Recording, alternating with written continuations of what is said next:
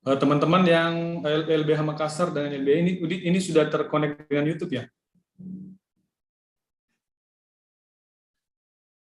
Langsung saja. Oke. Assalamualaikum warahmatullahi wabarakatuh dan selamat siang semua. Hari ini kita bertemu di dalam seri diskusi publik terkait dengan penghentian penyelidikan kasus 3 anak diperkosa di Timur, praktik pengabaian atas laporan korban kekerasan seksual di kepolisian. Seperti yang kita ketahui bersama, di 2021 viral terkait dengan tagar percuma lapor polisi yang muncul di berbagai media sosial akibat dari kasus yang penghentian penyelidikan kasus kekerasan seksual di Hulu Timur dan menjadi sebenarnya seperti menjadi akumulasi keresahan masyarakat yang mengakses keadilan, khususnya dalam kasus kekerasan seksual, tapi tak kunjung mendapatkan keadilan, dan kasus percuma lapor polisi ini menjadi sebuah simbol di media sosial. Seperti kita ketahui bersama, kasus kekerasan seksual 3 anak korban di Hulu Timur ini terjadi pada Oktober 2019 dan 2 tahun berjalan. Kasusnya setelah dihentikan di Desember 2019, kasusnya kemudian viral lagi dan dibuka penyelidikannya. Di 2019, kasus kekerasan seksual yang dialami 3 anak korban di Hulu Timur ini dihentikan setelah 63 hari proses penyelidikannya.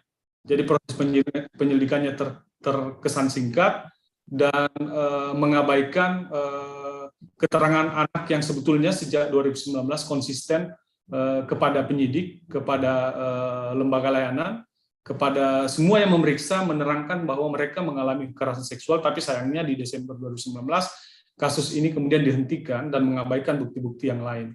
Di 2021 setelah kasusnya viral dan kita tahu ada bukti baru yang ditemukan, sebenarnya bukan bukti baru yang ditemukan ya, karena sejak 2019 bukti itu sudah dimasukkan. Bukti yang kita maksud adalah hasil pemeriksaan oleh dokter di rumah sakit Inko Sorako yang menyatakan bahwa di kondisi fisik ketiga anak korban di alat vitalnya itu terdapat luka di dubur dan kelaminnya, dan itu dialami oleh ketiga anak korban. Tapi sayangnya fakta itu di 2019 diabaikan, dan ketika di 2021 dibuka di tanggal 12 Oktober, dibuka penyelidikan dengan penyelidikan model A. Kasus ini lagi-lagi setelah 7 bulan prosesnya berlangsung, polisi melakukan serangkaian penyelidikan, dan 20 Mei 2022 kasus ini kembali lagi dihentikan penyelidikannya. Padahal kalau kita lihat kasusnya, ketiga korban ini sebenarnya secara konsisten menceritakan apa yang mereka alami, kasus pemerkosaan, kekerasan seksual yang mereka alami, tapi kemudian ternyata bukti-bukti yang ada tidak membuat kasusnya ditingkatkan ke penyidikan dan korban mendapatkan keadilan. Nah, hari ini kita akan berdiskusi untuk melihat bagaimana praktik penegakan hukum kasus kekerasan seksual di kepolisian khususnya, dan diskusikan upaya hukum seperti apa yang efektif dan berkeadilan bagi korban kekerasan seksual. Dalam kesempatan ini kita hadir ada 4 narasumber yang tentunya punya pengalaman dan keahlian. Pertama ada Ibu Reski Pratiwi dari LBH Makassar. Dia adalah salah satu pendamping 3 anak korban kekerasan seksual dan sejak 2019 secara mendampingi dan juga mengawal penanganan kasus kekerasan seksual ini di Hulu Timur. Kemudian ada Meila dari LBHI yang juga punya pengalaman banyak terkait dengan kasus kekerasan seksual, dan di sini juga kami berterima kasih karena ada Ibu Siti Aminah Tardi, salah satu komisioner Komnas Perempuan yang punya catatan panjang terkait dengan kasus kekerasan terhadap perempuan dan juga sebenarnya mengawal kasus ini. Dan terakhir Pak Ahmad Sofyan yang dari sejak 2021 ini kami banyak berkonsultasi dan juga punya pendapat hukum, menyusun legal opini terkait dengan penanganan kasus kekerasan seksual di Luhut Timur. Tanpa berlama-lama lagi, untuk masuk ke sisi diskusi, untuk kesempatan pertama, untuk memulai diskusi ini, saya berikan kesempatan kepada Rizky Pratiwi selaku kuasa hukum dari 3 anak korban kekerasan seksual di Luhut Timur, yang akan menjelaskan bagaimana proses pendampingan kasus dari tahun 2019 sampai dihentikan di 2022, dan bagaimana catatan kritis terhadap pemenuhan hak-hak korban anak ini yang diabaikan, dan temuan-temuan yang kira-kira menarik untuk kita diskusikan. Waktu dan kesempatan saya berikan kepada Tiwi, silakan.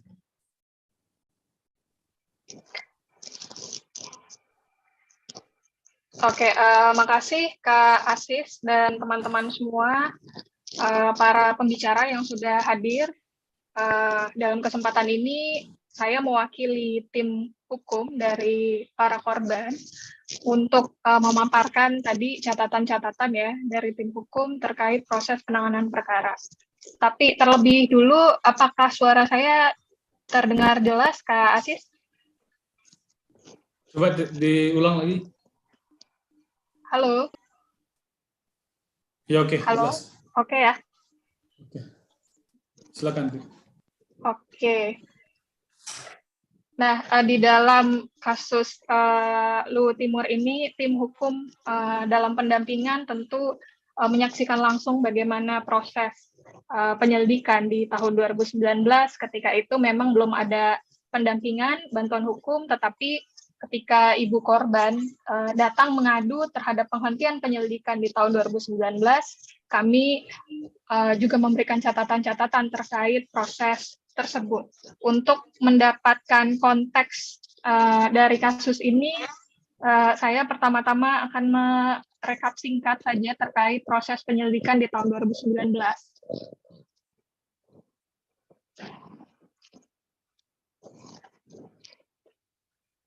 Nah, di dalam proses penyelidikan tahun 2019, memang kami melihat bahwa sejak awal keberpihakan terhadap korban ini amat minim.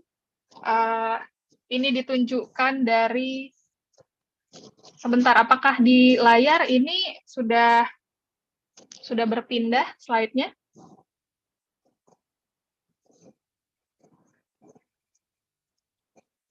Belum ya?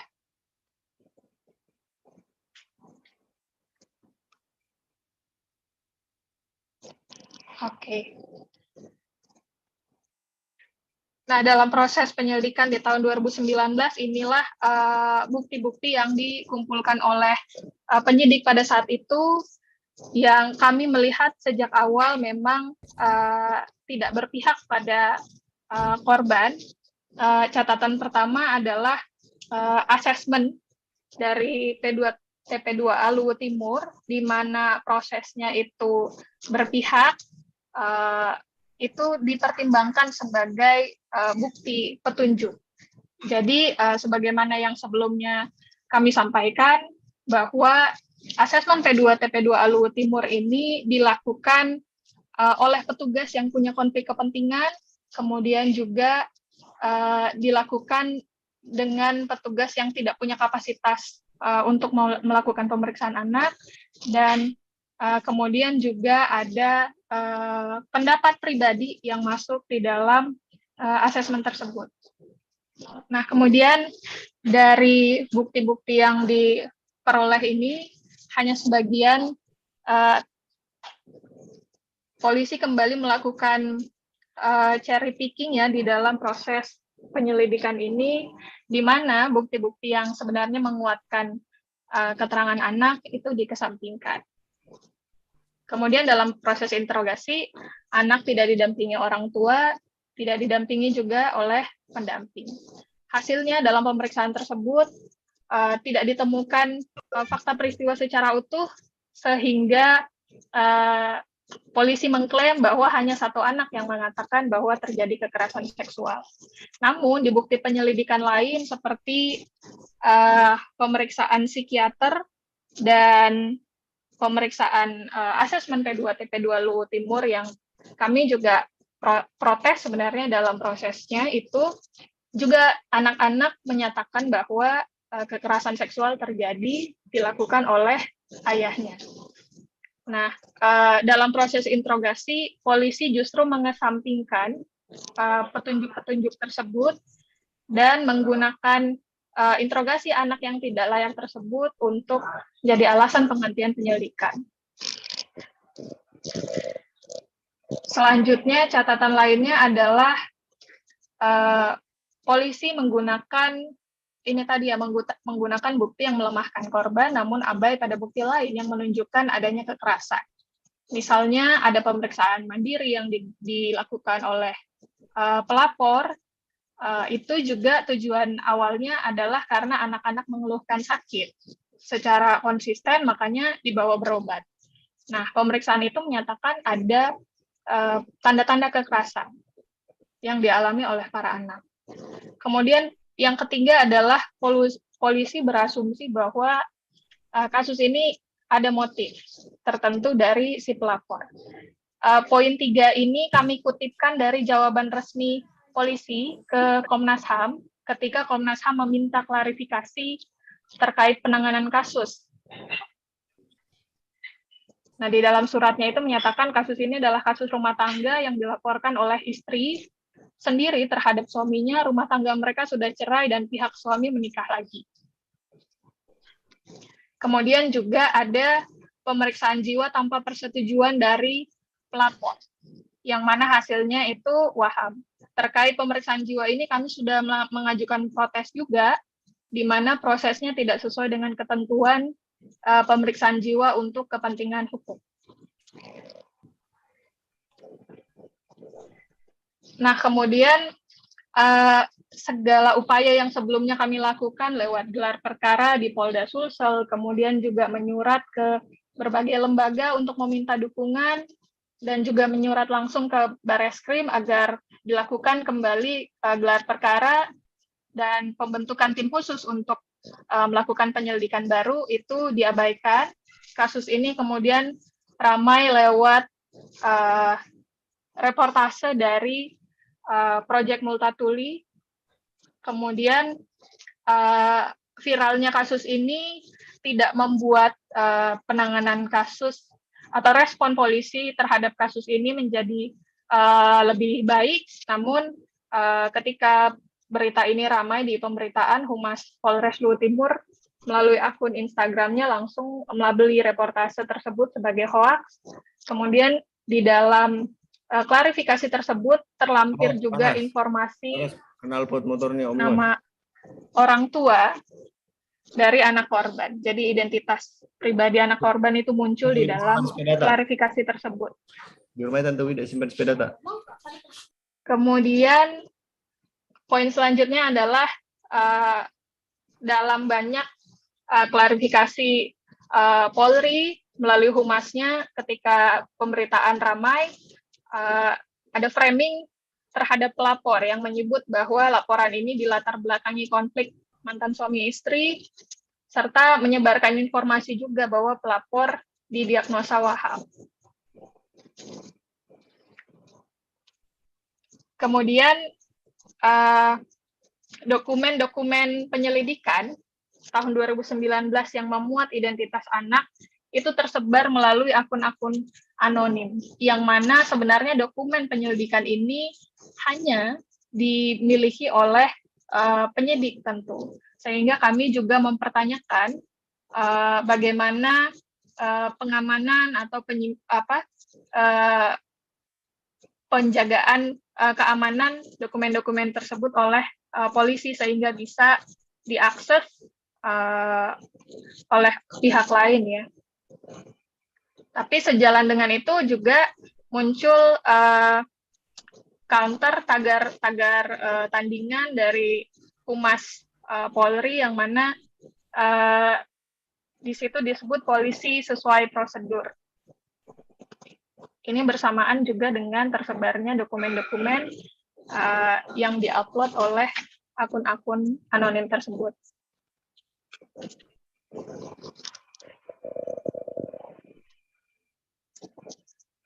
Nah, kemudian setelah ramai pemberitaan, pada akhirnya polisi membuka penyelidikan baru pada 12 Oktober 2021 yang kemudian ditindaklanjuti dengan pembentukan tim gabungan antara Polres Luhut Timur, Polda Sulsel, dan dengan asistensi Bareskrim Mabes Polri. Meskipun begitu, upaya sungguh-sungguh polisi untuk memenuhi hak atas keadilan para anak korban juga kami mencatat tidak serta-merta dilakukan. Sebagaimana yang kita tahu, kepolisian kembali memutuskan untuk menghentikan penyelidikan di 20 Mei kemarin. Nah, catatan kami terhadap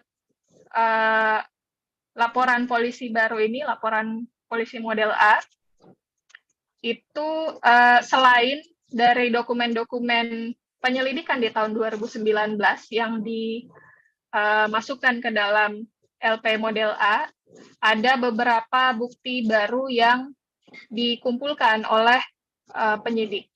Yang pertama adalah analisis dari Persatuan Dokter Forensik Indonesia, di mana mereka membaca hasil dari hasil visum dan pemeriksaan dokter yang sebelumnya sudah dilakukan. Jadi bukan visum baru. Yang kedua ada pemeriksaan Asosiasi Psikolog Forensik terhadap ketiga anak, terlapor dan pelapor. Kemudian ada pemeriksaan 44 saksi, termasuk pihak korban. Kemudian ada pemeriksaan psikolog anak P2TP2A Makassar, pemeriksaan dokter Rumah Sakit Inko Sorako, ini yang tadi disebutkan sebagai bukti baru, yang sebenarnya kami sudah minta sebelumnya untuk diperiksa di tahun 2020. Kemudian ada pemeriksaan dokter Puskesmas Malili Oktober 2019. Ini adalah pemeriksaan di luar visum yang sebelumnya dilakukan di 2019. Ini saat ibu para anak meminta rujukan BPJS ke salah satu dokter di puskesmas yang sama, dan dokter tersebut mengatakan ada indikasi kekerasan terhadap anak, kekerasan seksual terhadap anak. Nah, terhadap proses di laporan polisi model A yang tahun 2021 ini, kami mencatat bahwa polisi melakukan langkah-langkah penyidikan di tahap penyelidikan. Jadi upaya-upaya yang sebenarnya semestinya sudah upaya-upaya yang harusnya dilakukan di tahap penyidikan, seperti misalnya pemeriksaan forensik dan pemeriksaan apsifor, PDFI, itu sebenarnya semestinya dilakukan di penyidikan, bukan di penyelidikan. Kecenderungannya adalah polisi lebih memilih untuk melakukan semua upaya-upaya, baik itu penyelidikan dan penyidikan, di tahapan awal, dan tidak meningkatkan ke tahapan penyidikan, meskipun tujuan penyelidikan di kasus ini sudah terpenuhi. Kemudian kembali cherry picking bukti penyelidikan dengan pola yang sama di tahun 2019. Sementara ada bukti-bukti yang sebenarnya menguatkan keterangan para anak korban. Yang kami garis bawahi adalah keterangan para anak selalu sama, konsisten sejak 2019 tentang kejadian kekerasan seksual yang mereka alami, tiga-tiganya, sehingga proses penyidikan yang dilakukan itu harus berdasar pada keterangan anak. Kemudian minim informasi perkembangan perkara dan akses terhadap dokumen penanganan perkara. Kami tidak pernah menerima SP2HP dan informasi kejelasan kapan tindak lanjut penanganan perkara. Sejak Desember hingga Mei, di mana tiba-tiba ada informasi akan dilakukan gelar perkara di tanggal 20 kemarin. Kemudian akses terhadap dokumen penanganan perkara juga tentu tidak diberikan. Kita tahu di dalam Undang-Undang TPKS ini juga menjadi salah satu hak korban yang semestinya dijamin atau dipenuhi oleh penegak hukum. Kemudian kami mencatat ada rapat-rapat koordinasi terkait kasus yang tidak melibatkan tim hukum sebagai wakil pihak korban di dalamnya. Bahkan ada agenda yang pembahasannya menyentuh pokok perkara yang tidak semestinya dilakukan di luar rangkaian proses hukum.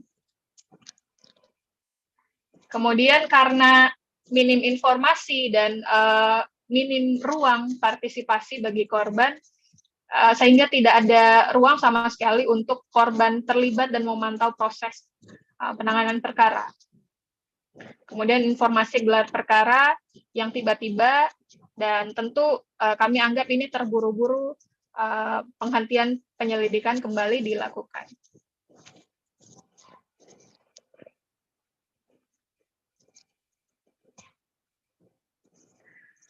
Kami melihat bahwa proses penyelidikan di Polri memang ruang diskresinya cukup besar.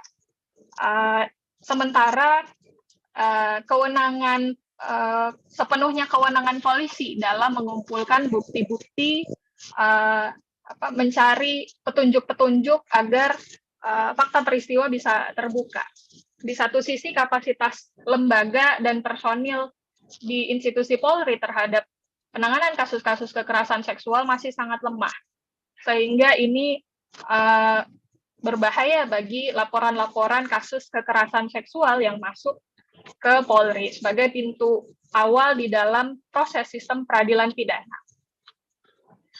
Kemudian dalam aturan internal Polri juga bahwa upaya untuk menguji penghentian penyelidikan jika polisi menilai bahwa satu kasus itu layak dihentikan penyelidikannya, itu hanya melalui gelar perkara yang mana dilakukan di kepolisian juga. Nah, kemudian ada syarat juga bahwa dalam membuka kembali penyelidikan harus ada bukti baru, sebagaimana surat edaran Kapolri di tahun 2018 tentang penghentian penyelidikan. Ini yang sering sekali menjadi hambatan dan menyulitkan korban dalam mendorong proses membuka kembali penyelidikan yang sempat dihentikan. Dan pada praktiknya, pembuktian selalu dibebankan kepada korban. Jadi ketika misalnya proses penghentian penyelidikan itu meminta bukti baru, maka korban harus berupaya untuk mencari bukti itu sendiri.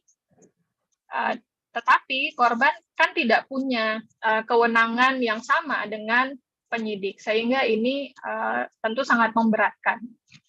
Di satu sisi, pengawasan internal di instansi Polri juga sangat lemah, baik itu Propam, Wasidik, dan unit lainnya, sehingga ketika laporan-laporan terkait pelanggaran di proses penyelidikan ataupun penyidikan dimasukkan oleh korban, tindak lanjutnya tidak jelas dan kemudian juga tidak membantu dalam mendorong akses keadilan bagi korban.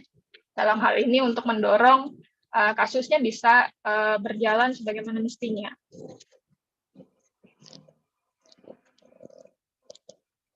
Terakhir, terkait dengan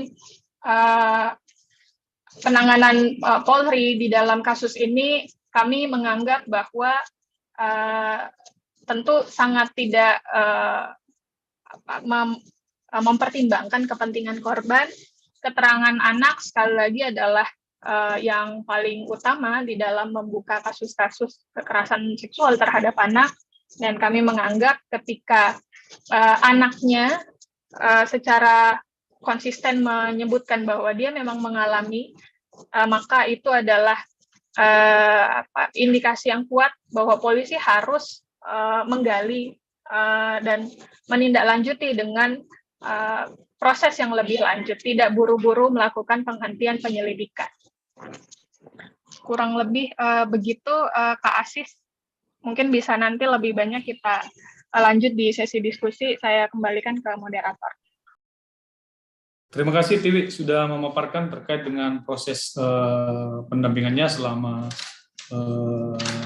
dari 2019 sampai 2022, proses yang sangat panjang dan memang tadi diuraikan ada banyak catatan dari proses ini dan tadi beberapa yang saya catat misalnya bukti kekerasan seksual sebetulnya ada, keterangan anak itu diberikan secara konsisten. Kemudian juga memang ada bukti dari pemeriksaan rumah sakit terkait dengan fisiknya.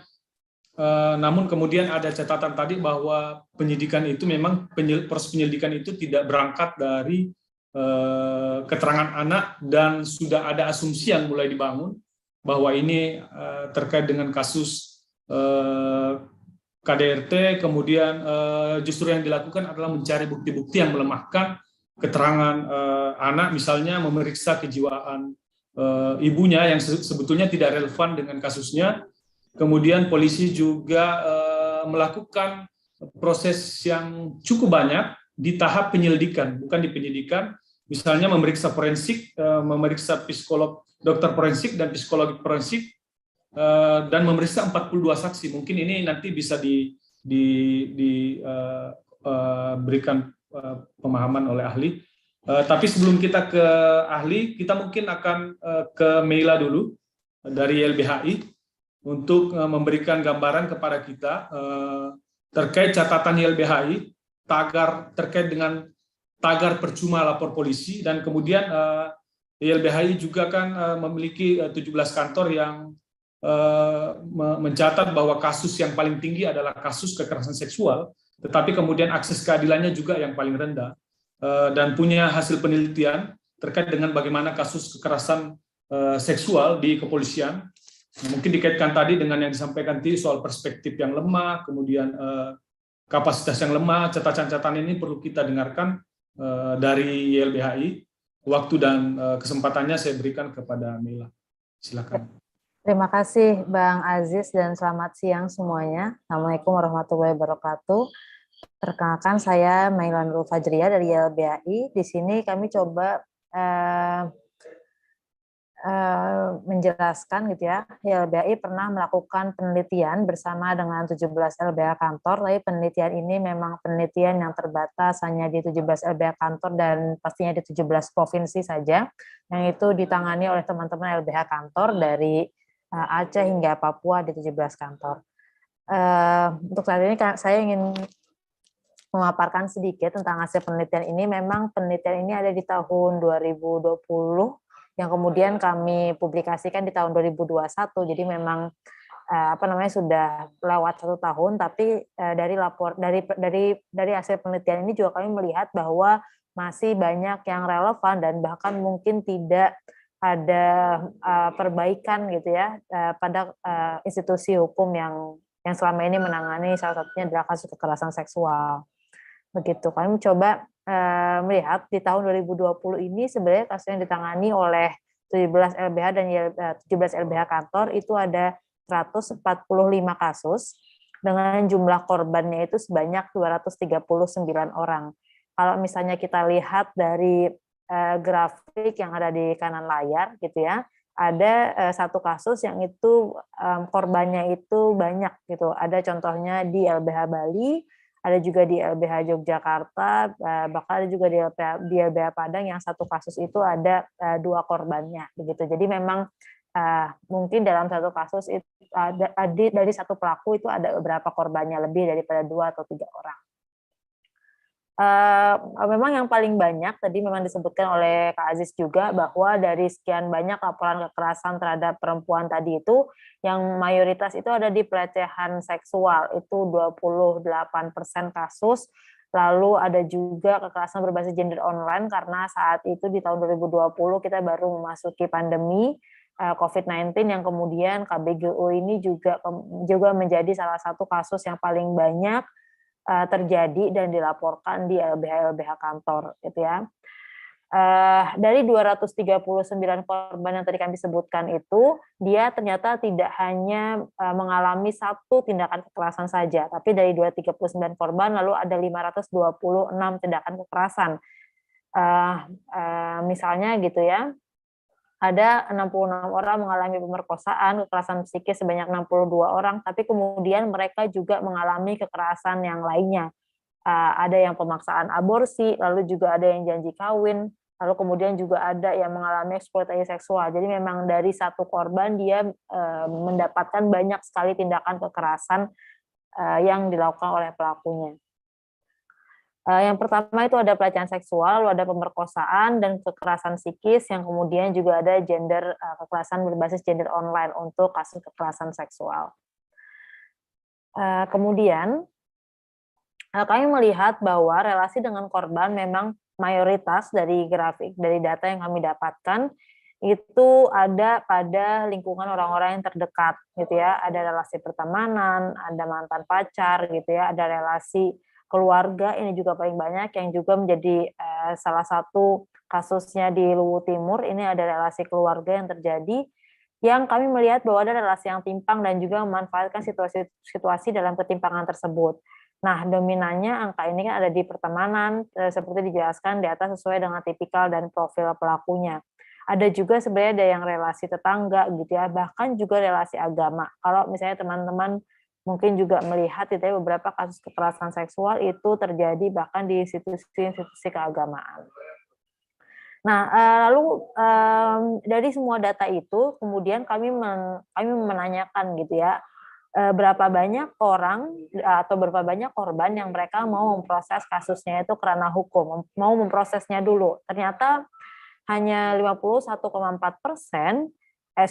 ternyata ada 51,4% yang dia tidak mau memproses kasusnya ini kerana hukum. Jadi tidak sampai setengah dari keseluruhan kasus yang mau melaporkan kasusnya ini ke ranah hukum gitu ya. Mereka memilih untuk tidak melaporkan ini ke kepolisian. Nah, dari 49% korban yang mau melaporkan ke ranah hukum gitu ya, ternyata hanya setengahnya lagi atau sekitar 52,60%-nya yang itu sampai ke tahap penyidikan. Dan dari 52 ini hanya setengahnya lagi, yaitu 24,03% yang itu sampai P21 atau di kejaksaan. Dan hanya 23,38% yang itu sampai pada putusan pengadilan. Jadi kita bisa melihat bahwa ada ketimpangan di sini antara berapa persen yang melapor dan berapa persen yang kemudian kasusnya itu diproses hingga tahap penyidikan dan sampai pada putusan pengadilan. Jadi memang kalau dari sini kita bisa melihat bahwa tidak semua kasus itu dia diproses juga di kepolisian. Nah, beberapa catatan kami gitu ya untuk melihat apakah kenapa kasus ini kemudian tidak diproses di kepolisiannya gitu ya. Beberapa catatannya, pertama ada laporan yang itu tidak diterima. Alasannya tidak ada unsur pidananya karena memang pada saat itu belum ada undang-undang TPKS gitu ya. Jadi masih mungkin kepolisiannya juga mereka masih bingung untuk menentukan di mana unsur pidananya. Lalu yang paling sering sekali ini terjadi hampir di setiap LBH kantor sering langsung dianggap suka sama suka gitu ya. Jadi itu kemudian mereka tidak menerima adanya laporan itu. Lalu kemudian ada modus yang itu mengharuskan adanya bukti visum. Jadi seperti pembuktiannya ini lebih dibebankan kepada korbannya yang datang itu harus sudah membawa bukti visum. Modus alasan kurang bukti ini juga paling banyak, dan yang terakhir diterima dengan format pengaduan masyarakat, jadi bukan laporan. Nah, kemudian dari yang aparat penegak hukum ini yang mengarahkan bahwa oh ini adalah kasus suka sama suka gitu ya, mereka seringkali meminta korban itu untuk berdamai.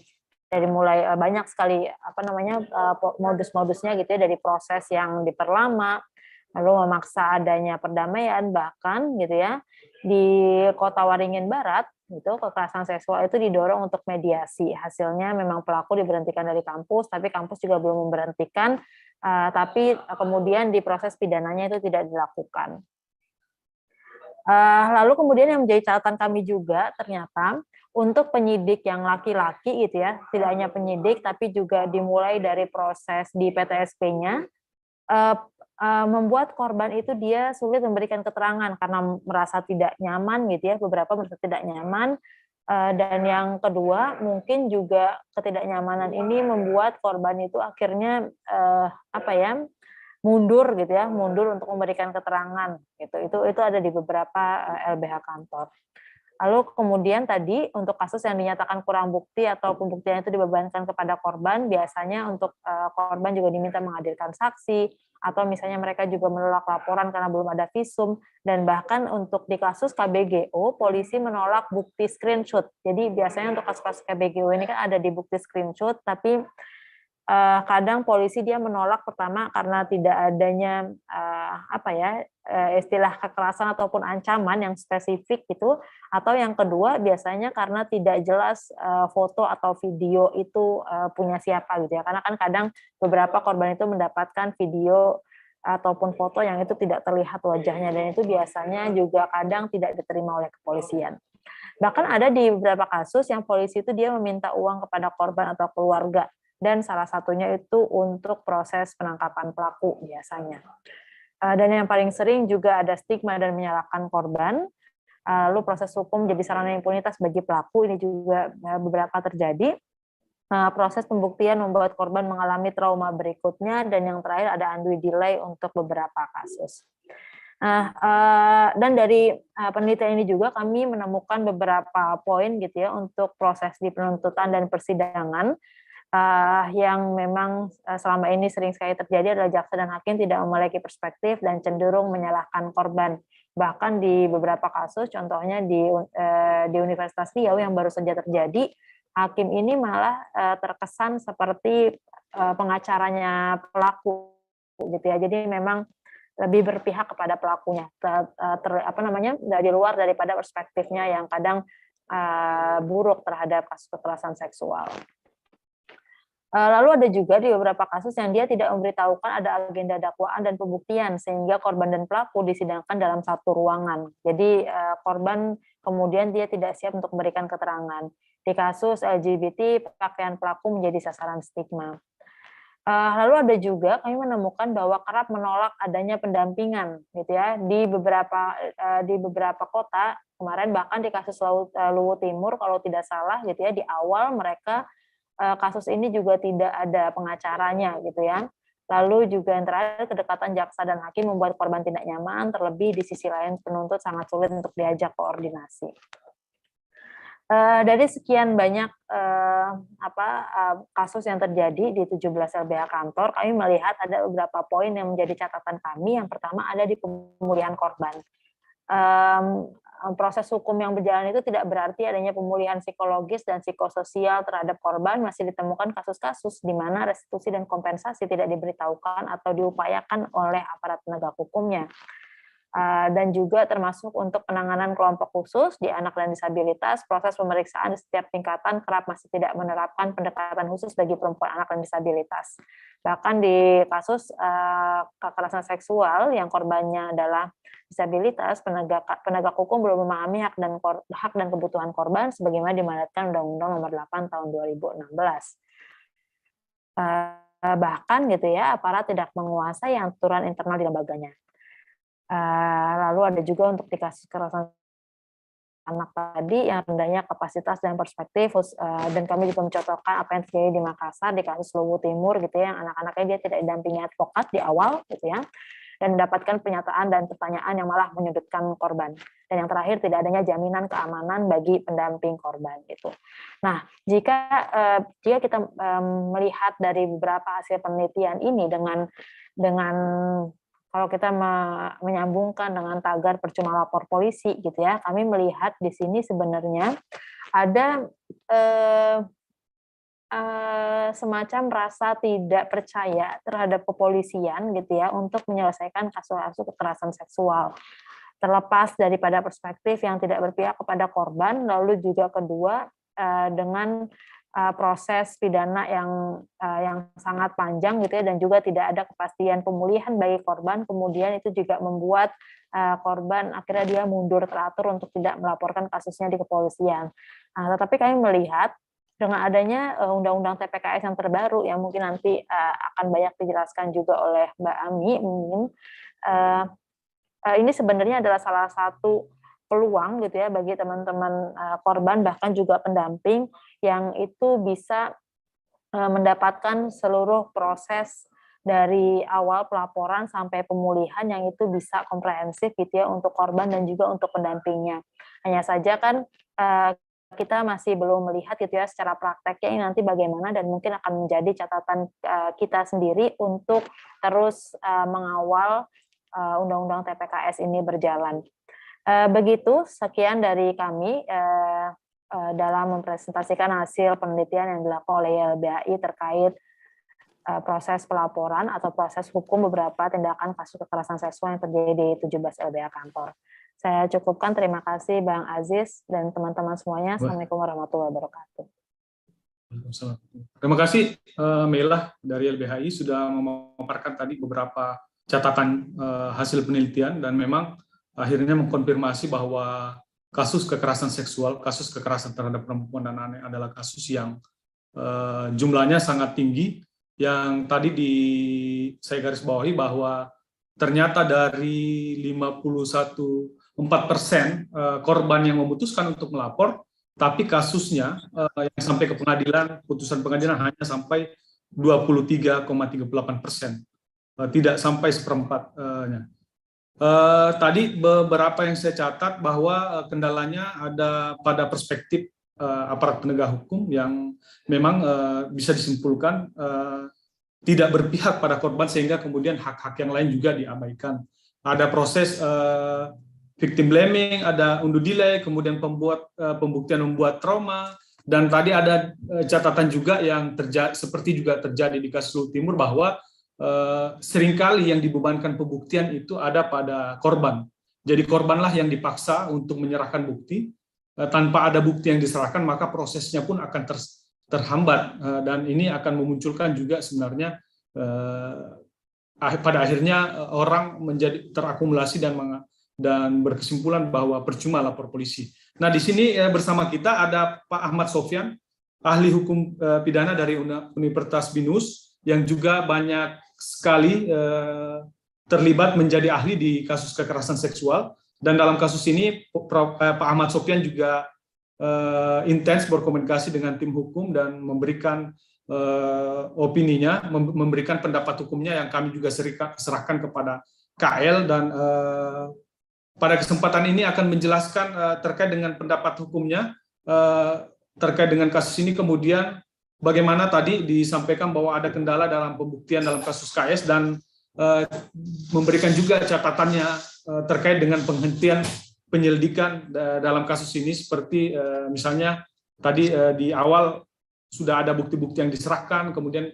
ternyata tidak membuat kasusnya ini sampai ke tahap penyidikan, bahkan memeriksa 42 saksi di tahap penyelidikan, tapi kemudian ternyata dihentikan dan tidak ada ruang bagi korban untuk mengoreksi proses penyelidikan yang dilakukan oleh kepolisian. Waktu dan kesempatan saya serahkan ke Pak Ahmad Sofyan. Silakan. Ya, terima kasih ya. Yang saya hormati Ibu Siti Aminah, kemudian pengurus YLBHI, pengurus LBH, dan juga peserta ya. Nah, saya memang belakangan mengamatin juga ya kasus ini, karena kasus ini itu kasus kekerasan seksual, ya, konteksnya adalah dibilang pencabulan karena tidak ada persetubuhan ya. Jadi kan kalau kita bicara tentang bentuk kekerasan seksual yang dianut di dalam rejim Undang-Undang Perlindungan Anak ya, dan karena rejim Undang-Undang Perlindungan Anak juga masih mengikuti model KUHP ya. Jadi ada pencabulan, ada persetubuhan, ada eksploitasi seksual, dan ada bentuk-bentuk kekerasan lainnya. Nah, kasus yang di Luwu ini kan kalau kita lihat sejak tahun 2019 sudah muncul penghentian penyelidikan 2019. Kemudian muncul lagi 2022, penghentian penyelidikan. Ya. Jadi ada 2 kali penghentian penyelidikan. Cuman untuk yang 2022 ini lagi saya minta ya dokumennya. Untuk yang 2019 saya sudah dapat dokumennya. Jadi penghentian penyelidikan berbeda dengan penghentian penyidikan, ya. Jadi dalam penghentian penyelidikan kita masuk ke definisi penyelidikan sebagaimana diatur di dalam pasal 1 angka 5, ya. Kemudian juga disebutkan bahwa penyelidikan itu rangkaian tindakan penyelidik, ya, atas dugaan peristiwa pidana untuk menentukan dapat tidaknya dilakukan penyidikan. Itu ya. Penyelidik memiliki kewenangan, nah itu diatur di dalam pasal 5 ayat 1 huruf A. Memiliki kewenangan untuk apa? Untuk mengumpulkan keterangan dan barang bukti, ya, dan tindakan lain sesuai dengan perundang-undangan. Tapi perundang-undangan juga membatasi tindakan penyelidik. Nah, jadi yang dikumpulkan dia pada tahap penyelidikan itu adalah bukan alat bukti, tapi barang bukti dan keterangan. Meskipun ada orang dipanggil itu untuk memberikan keterangan, bukan untuk memberikan kesaksian. Kalau ada dokumen-dokumen yang diperiksa, ya itu namanya barang bukti, bukan surat sebagai alat bukti. Nah, ketika KUHP sendiri tidak mengenal yang namanya penghentian penyelidikan, nggak ada. Coba cek, nggak ada penghentian penyelidikan. Itu hanya diatur di dalam peraturan kepolisian, Perpol, ya. Tapi KUHP tidak. Dan itu sudah menjadi tradisi bahwa ketika penyelidikan berlangsung dan diduga, jadi kalau kita lihat filosofi substantif dari penyelidikan itu adalah untuk menentukan apakah peristiwa yang diduga itu adalah peristiwa pidana atau bukan. Nah, kalau dihentikan penyelidikannya, itu artinya apa yang dilaporkan kepada penyelidik bukan peristiwa pidana. Nah, ini dia. Ya kan? Jadi dugaan pencabulan persetubuhan itu dianggap oleh kepolisian, Polres Luwu, bukan peristiwa pidana. Karena itu tidak layak dilakukan penyidikan. Nah, mekanisme untuk menguji kebenaran pendapat penyelidik ini, kepolisian ini, hanya melalui gelar perkara.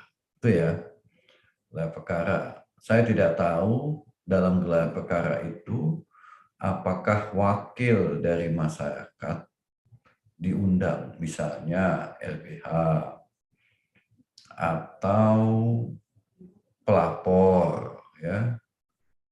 Karena itu hak subjektif dari kepolisian. Saya tidak tahu di lapangannya diundang atau tidak.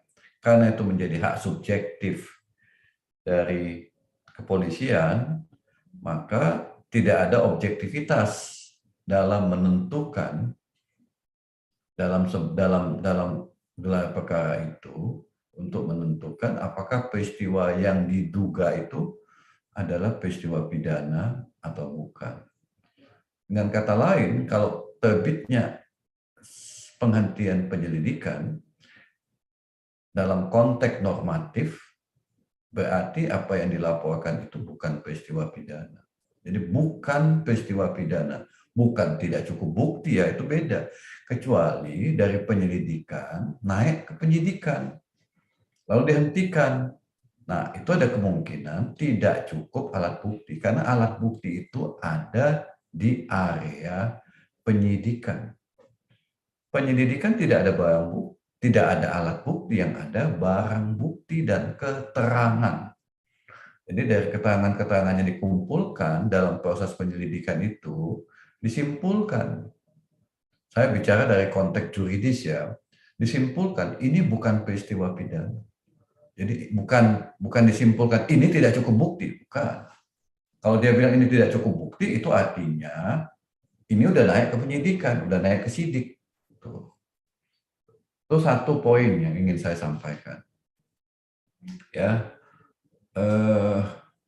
KUHP tidak mengenal pra-peradilan di penyelidikan. Nah, itu dia.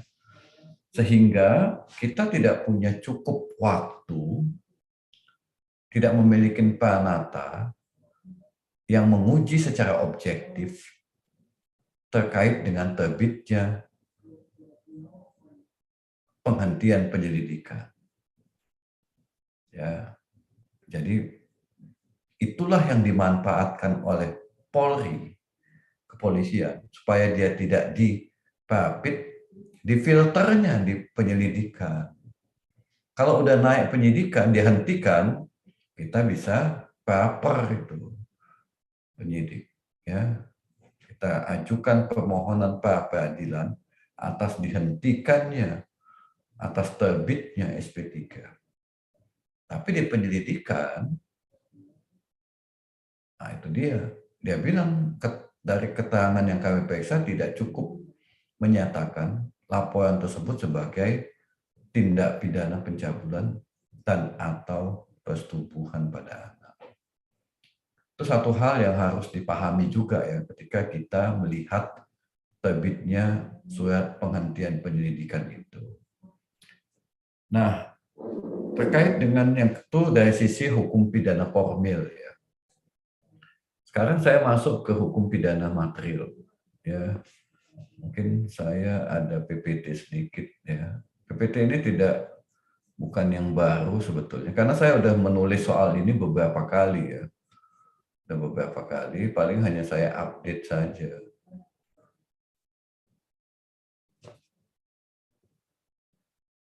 Mungkin saya nanti akan lompat-lompat aja ya.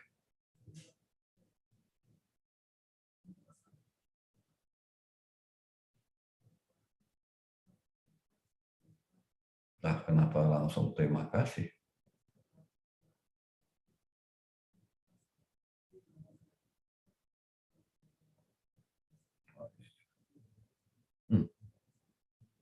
Aneh ya. Sementara Ada yang salah. Saya tadi ada diundang sama. Nah, kenapa masih ini ya? Bentar ya, ini pasti ada kesalahan teknis. Apa sih pencabulan itu? Nah, ini saya sudah beberapa kali menyatakan. Ya, pencabulan, persetubuhan ada diatur di dalam sederhana kalau peristiwa pidananya. Yang dikatakan pencabulan, ya, ini peristiwa pidana yang kita duga ada, gitu ya. Tiap orang dilarang melakukan kekerasan atau jabat kekerasan memaksa anak melakukan persetubuhan dengannya atau dengan orang lain. Berarti apa yang kita duga ini atau apa yang dilaporkan ini nggak ada. Termasuk ini juga pencabulan. Setiap orang dilarang melakukan kekerasan atau ancaman kekerasan, memaksa melakukan tipu muslihat, melakukan serangkaian kebohongan, atau membujuk anak untuk melakukan, membiarkan dilakukannya perbuatan cabul. Nggak ada ini. Jadi membaca surat penghentian penyelidikan, dua perbuatan pidana yang kita duga, yang kita laporkan itu berdasarkan hasil gelar perkara tidak ada. Dasarnya apa? Dasarnya keterangan-keterangan yang dikumpulkan penyelidik. Tuh, ya. Nah, ini unsur-unsurnya. Kalau kita menyatakan kalau penyelidik memang nggak ada, nggak yakin ada, nah kita bedah dulu unsur-unsur ini. Tadi disebutkan sejak 2019 sampai sekarang anak itu menjelaskan secara konsisten apa yang dialaminya. Itu dari yang saya tangkap dari LBH Makassar. Konsisten. Yang kedua, apakah ada anak yang menjadi korban itu memanipulasi ceritanya? Bisakah penyelidik menyatakan apa yang diceritakan anak itu tidak benar, tidak ada? Tidak pernah dialaminya, sehingga ini bukan peristiwa pidana. Kesimpulan penyelidik di situ. Ceritanya tidak benar.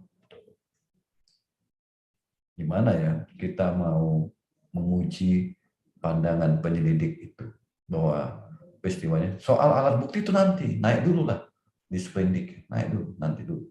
Yang mau kita uji, Anda berkesimpulan tidak ada peristiwa pidana, bukan tidak cukup bukti, tidak ada peristiwa pidana. Makanya penyelidik mengatakan kalau dia menerbitkan itu, ini cerita kaleng-kaleng ini kan. Nah, itu ya. Cerita kaleng-kaleng. Ya. Nah, ini dia tidak ada. Itu yang harus didiskusikan, didebat di dalam gelar perkara khusus. Apa dasar Anda menyatakan tidak ada? Soal membuktikan nanti ya. Apa dasar Anda menyatakan peristiwa itu tidak ada? Kami meyakini peristiwa itu ada.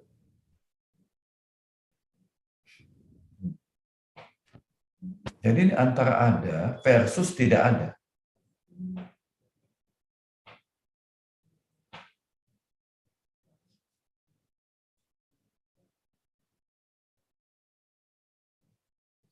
Sama juga ini, tidak ada juga. Jadi kedua peristiwa ini dinilai tidak ada kalau surat penghentian penyelidikan diterbitkan. Atau di judicial review ke Mahkamah Konstitusi berdasarkan kasus ini bahwa penghentian penyelidikan bisa dijadikan objek pra-peradilan. Meskipun ada juga putusan Hakim Pengadilan Negeri Jakarta Selatan yang menolak penghentian penyelidikan sebagai objek pra-peradilan. Ada beberapa tahun 2019. Ya, karena perkaranya dihentikan di tingkat penyelidikan. Lapor kemana-mana nggak dikubis. Akhirnya diuji, dilakukan pra-peradilan. Harapannya hakim melakukan penemuan hukum. Tapi hakim menyatakan dalam putusannya bahwa penyelidikan bukan objek pra-peradilan. Sehingga tidak bisa permohonan ditolak. Nah, kalau ditolak, kalaupun ini mau diajukan di pra-peradilan karena udah ada putusan, ya ditolak lagi. Tapi menurut saya ada penyalahgunaan kewenangan ya. Jika dia menyatakan tidak ada, tapi sejumlah orang menyatakan itu ada. Yakin, hakul yakin itu ada. Nah, saya pikir itu dulu ya diskusi dari saya ya, tambahan saja atas pertemuan hari ini. Saya masih menunggu surat penghentian penyelidikan yang 2022. Mudah-mudahan saya bisa dapat. Terima kasih. Baik, terima kasih Pak Sofyan sudah memberikan kami pengetahuan ya, dan tadi sudah disimpulkan bahwa memang ada seperti mau disimpulkan bahwa ini prematur penghentian penyelidikan itu karena sebetulnya penyelidikan hanya menentukan apakah ada peristiwa pidana atau bukan. Sedangkan untuk menentukan tidak cukup bukti di proses penyidikan. Nah, sayangnya pola yang seperti ini bisa menjadi pola yang terus berulang di kasus kekerasan seksual, khususnya karena penyelidikan itu bisa dihentikan dan tidak ada ruang untuk melakukan pengujian. Ketika misalnya terdapat kekeliruan dan kita melihat sesungguhnya ada bukti, tapi kemudian menggunakan diskresi bahwa kasus kekerasan seksual tidak ada. Itu yang saya bisa simpulkan, tapi nanti kita akan berdiskusi dengan teman-teman peserta. Nah, di sini juga pembicara terakhir, Ibu Siti Aminah Tardi, selaku Komisioner Komnas Perempuan, yang sudah menyempatkan waktunya bersama-sama kita, dan mungkin nanti di jam 4 akan lebih duluan berpisah dengan kita. Untuk kesempatan ini Ibu Siti Aminah mungkin akan menjelaskan terkait dengan bagaimana catatan Komnas Perempuan terkait dengan penanganan kasus KS, khususnya dalam penanganan kasus penyelidikan kekerasan seksual terhadap 3 anak korban di Luhut Timur ini, dan yang memang sejak 2019 pun di 2020 Komnas Perempuan sudah memberikan catatan dan mendorong sebetulnya kasus ini supaya dibuka kembali dan memaksimalkan proses yang ada. Kemudian terakhir mungkin bisa mengaitkan dengan bagaimana mendorong penegakan hukum kasus KS yang efektif dan adil, terutama sekali karena kita sudah mengesahkan UU TPKS sejak 10 tahun diperjuangkan. Mungkin hari ini kita akan sharing. Waktu dan tempat saya persilakan ke Ibu Ami.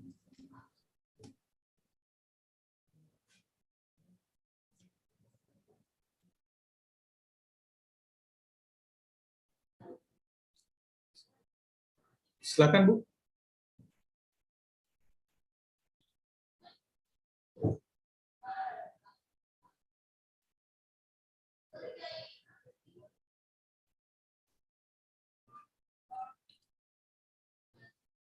Apakah Ibu Ami masih bersama kita? Teman-teman admin mohon dicek dulu. Mbak Ami sepertinya keluar. Oh, baru-baru keluar ya? Iya, baru-baru keluar. Oh, baik-baik. Sambil nunggu, siapa tahu Ibu Ami akan bergabung.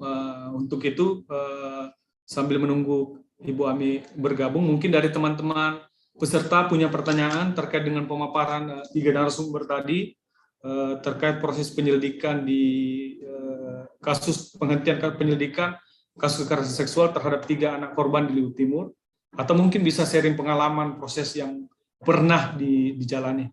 Karena saya di sini beberapa teman mungkin ya banyak pengalamannya mendampingi kasus kekerasan seksual juga, dan bisa mungkin sharing-sharing. Saya persilakan untuk 2 orang penanya, pertanyaannya ditujukan kepada siapa, dan bisa mungkin raise hand 1 orang dulu sambil menunggu Ibu Ami. Apakah ada?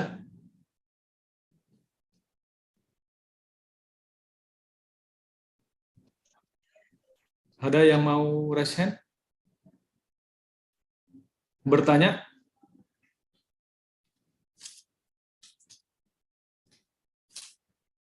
Apakah teman-teman di sini ada yang mau bertanya terkait dengan proses penghentian penyelidikan di Luhut Timur? Oke, kalau misalnya teman-teman masih mikir-mikir mau nanya, mungkin saya mau nanya dulu kepada Pak Sofyan ya. Ini kan Pak Sofyan tahu betul bahwa proses ini sudah dan memegang bukti-bukti yang kami sampaikan lah. Tadi disampaikan bahwa alasan-alasan penghentian penyelidikan itu seperti apa, karena sampai hari ini memang tadi seperti disampaikan Tiwi, hari ini juga pihak korban tidak mendapatkan tidak mendapatkan surat penghentian penyelidikan. Asumsi kami sudah minta secara lisan dan sudah bersurat juga sebetulnya, alasannya bahwa bisa jadi karena ini proses yang dilakukan adalah proses penyelidikan model A. Jadi dia berangkat dari proses penyelidikan model A, gitu. Kalau kita lihat sebenarnya upaya-upaya yang dilakukan kan memang secara formil dia sebutnya penyelidikan. Tetapi kalau kita lihat proses yang dilakukan ini sebenarnya proses penyidikan. Kenapa misalnya melakukan pemeriksaan forensik, kemudian memeriksakan dokter forensik, psikolog forensik. Nah itu seperti apa secara hukum itu Pak peluangnya terkait dengan memang dikategorikan sebagai penyelidikan, namun kalau dilihat sebenarnya yang mereka lakukan ini penyidikan. Mungkin bisa dijelaskan dari aspek hukumnya. Jadi memang Bu Ami udah masuk belum? Kalau Ibu Ami udah masuk, saya langsung aja di-cut ya. Takutnya nanti dia waktunya terbatas. Nah, jadi memang penyelidikan itu kan sebetulnya sederhana ya. Tapi kadang-kadang dibikin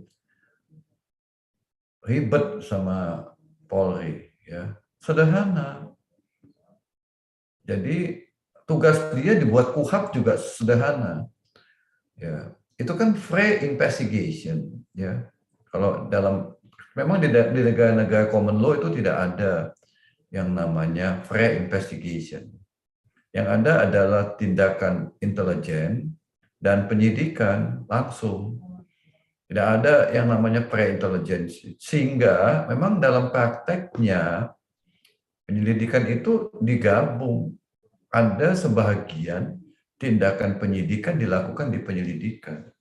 Mereka sendiri tidak bisa membedakan, padahal KUHAP membedakan itu. Anda hanya berdasarkan keterangan-keterangan Anda, cukup filter aja, ini tidak pidana atau bukan. Peristiwanya ada atau tidak. Nggak usah masuk terlalu jauh di arena penyidikan. Cuman mereka tidak mau melakukan itu. Mereka mau begitu nanti naik ke sidik, ini udah matang gitu loh. Udah matang, ya, sehingga tindakan mereka tinggal sedikit lagi untuk dilimpahkan tahap pertama ke jaksa gitu. Padahal kan nggak begitu. KUHAP tidak memandatkan begitu, tidak mengamanatkan begitu. Tapi KUHAP yang akan datang, penyelidikan sudah tidak ada lagi, langsung deh kegiatan intelijen, ya, pengumpulan keterangan-keterangan laporan dari masyarakat langsung ke penyidikan supaya jelas ya alurnya dan masyarakat bisa mengontrol perbuatan-perbuatan penyidik. Sekarang kan kita nggak bisa kontrol ini. Dia disuruh melakukan penyelidikan, tetapi dia masuk kewenangan penyidikan. Padahal dia hanya mengumpulkan jelas ya, keterangan dan barang bukti jelas. Apa sih barang bukti itu? Coba.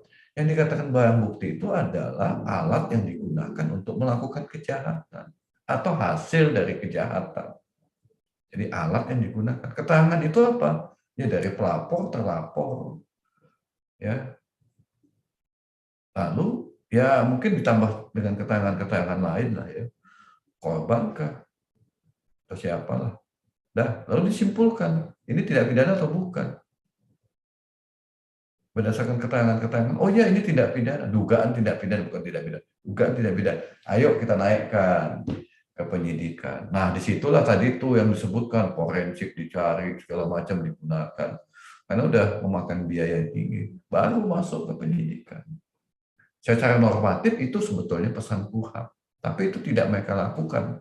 Sebagian tindakan penyidikan mereka lakukan di penyelidikan supaya tadi itu setengah matang sehingga ketika ada pihak yang mau membaper mereka udah punya bahan, punya alat bukti yang kuat untuk menghadapi peradilan itu sebetulnya. Jadi saya dalam praktek benar yang Anda sampaikan itu dalam praktek ya, tetapi normanya tidak seperti itu. Makanya harusnya ditentukan dulu ini peristiwanya ada atau tidak. Kalau mereka yakin ada, ya udah naikin dong ke penyidikan. Itu aja. Nah nanti di penyidikan ternyata barang bukti, alat buktinya kurang, ya mereka kan punya hak untuk SP3. Nah di SP3 itu kita baru bermain kan sebagai masyarakat pelapor untuk mengujinya di pengadilan. Nah itu kan lebih fair, betul nggak? Masa dia mainnya di penyelidikan sehingga kita tidak bisa. Itu menurut saya yang kadang-kadang saya sebut dia bukan mengisi kekosongan hukum, tapi dia memanfaatkan celah hukum dan melakukan penyeludupan hukum. Itulah yang dilakukannya dalam banyak kasus, termasuk kasus Luwu ini. Dia tidak berani bertarung di praper, tidak berani. Digunakannya kewenangannya untuk di penyelidikan. Itu menurut saya tidak fair dalam kasus ini. Demikian. Oke, terima kasih Pak Sofyan sudah didalami lagi ya. Nampaknya memang kami melihat bahwa celah penghentian penyelidikan ini memang digunakan dan bukan cuma di kasus ini, termasuk juga di banyak kasus-kasus lainnya yang kemudian tidak memberikan kesempatan kepada korban untuk menguji proses yang dilakukan oleh kepolisian. Padahal kalau prinsip due process of law seharusnya itu bisa diuji di lembaga peradilan. Cara menyelidiki itu menjadi sesuatu yang yang harus diuji. Dan ini memang agak kami juga pertanyakan karena harusnya dia cukup menyatakan bahwa ada peristiwa pidana, sedangkan menentukan tersangka nanti di tahap ini. Iya, dan kita kan jadinya puas ya, kalau misalnya dihentikan di penyidikan, lalu kita buat di lembaga peradilan kita dikasih bicara di sana, lalu toh hakim memang menghentikan, menolak permohonan kita jadi puas ya. Kenapa? Ada lembaga yang independen di mana kita bisa berbicara, benar kan? Tapi jangan dihentikan di penyelidikan. Itu saya tidak setuju. Jangan dihentikan di sini, udah naik ke sidik. Nanti kita bertarung di pengadilan. Gitu kan? Itu lebih fair. Gitu. Terus sekali Pak. Nah, di sini teman-teman juga saya lihat di room peserta ya, beberapa teman-teman ini ada pendamping dari teman-teman pendamping penyedia layanan yang punya banyak pengalaman. Mungkin kalau terkait dengan pengalamannya, apakah ada yang mau sharing terkait proses pendampingannya selama ini di kasus yang sama, seperti misalnya pola penghentian penyelidikan, proses yang tidak berpihak kepada korban. Mungkin kita bisa sharing, dan di sini juga ada narasumber, sekalian kita bisa saling bertanya, saling berbagi pengalaman dan pengetahuan. Apakah ada yang mau berbagi? Raise hand. Di sini saya lihat ada Kak Fadia, Kak Helen mungkin, Kak Nenden juga. Apakah ada yang mau sharing?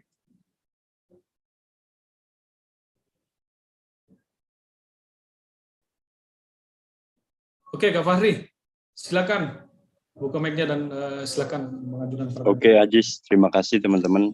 Saya Fahri Salam, saya dari Proyek Multatuli. Ada 2 pertanyaan. Pertama tadi saya lihat ada Melia dari YLBHI ya, sharing soal proses pengaduan KS. Pertanyaan saya, dari pengaduan itu kenapa ada yang tidak di proses hukum ya, kalau nggak salah ya, karena ada jumlah sekian tapi ada jumlah di antara jumlah itu ada yang di proses hukum tetapi ada yang tidak. Saya mau tanya kenapa ada yang tidaknya itu, ceritanya apa gitu. Kedua, untuk kasus Lutim itu kira-kira apa ya yang bisa dilakukan oleh teman-teman pendamping atau kuasa hukum itu LBH Makassar untuk merespon hasil gelar perkara. Karena tadi dijelaskan oleh Pak Sofyan, tampaknya kalau pra-peradilan pun susah ya, karena nggak mengenal namanya memproses penyelidikan gitu ya. Kalau mau lapor kemana gitu, setelah sudah ada sorotan besar sekali di tahun kemarin, kemudian polisi melakukan penyelidikan ulang gitu ya, untuk mengevaluasi dari penyelidikan awal mereka tahun 2019 tersebut. Itu saja, Ajis. Terima kasih.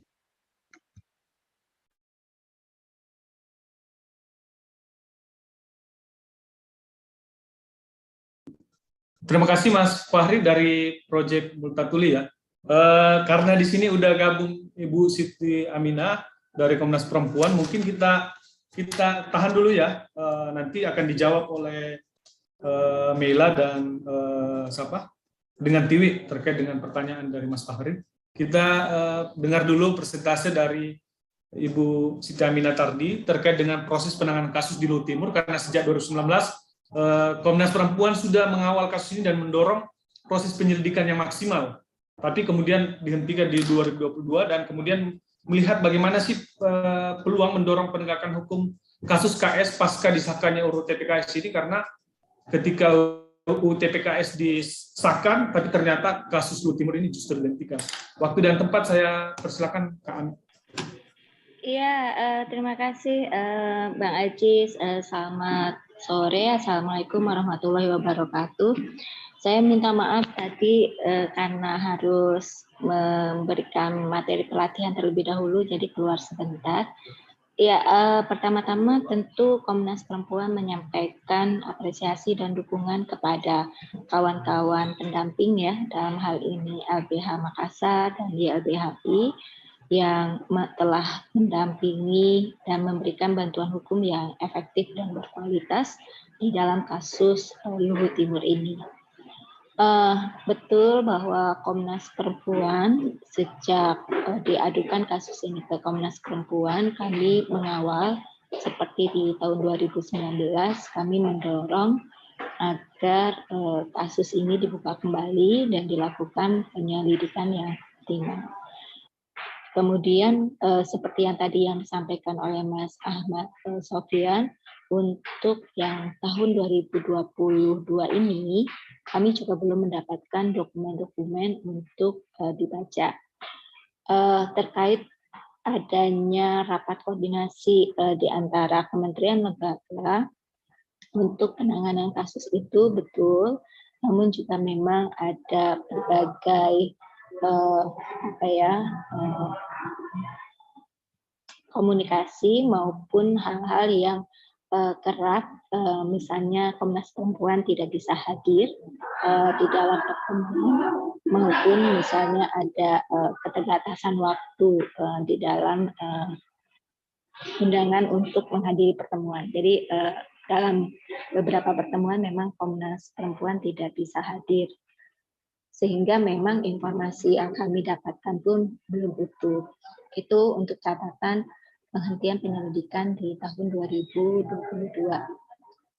Namun dalam berbagai pertemuan dan rakor memang kami tetap mendorong agar penyelidikan ini dilakukan secara optimal, termasuk mendorong kebutuhan korban terkait dengan pemulihan, seperti misalnya kebutuhan korban untuk mendapatkan pelayanan di Makassar ya, itu juga dikomunikasikan dengan kawan-kawan yang memberikan perlindungan.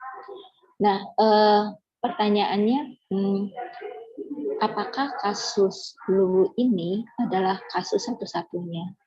Jawabannya tidak. Kasus-kasus yang diadukan ke kepolisian, kemudian tadi seperti yang disampaikan oleh Mela, tidak semua memang berakhir atau bisa diadili. Kalau catatan di Komnas Perempuan itu hanya 22% gitu ya yang sampai ke pengadilan. Ini kan berarti ada, jadi kalau catatan kami itu dari keseluruhan kasus itu 30% yang diadukan ke kepolisian, kemudian 22% yang masuk ke persidangan. Berarti ada 7% yang tidak berlanjut. Nah, faktor-faktor apakah yang kemudian menyebabkan kasus ini tidak berlanjut? Ini mungkin cepat saja teman-teman, ini sebenarnya yang ada di layar, ini adalah data kekerasan berbasis gender yang dilaporkan ke Komnas Perempuan.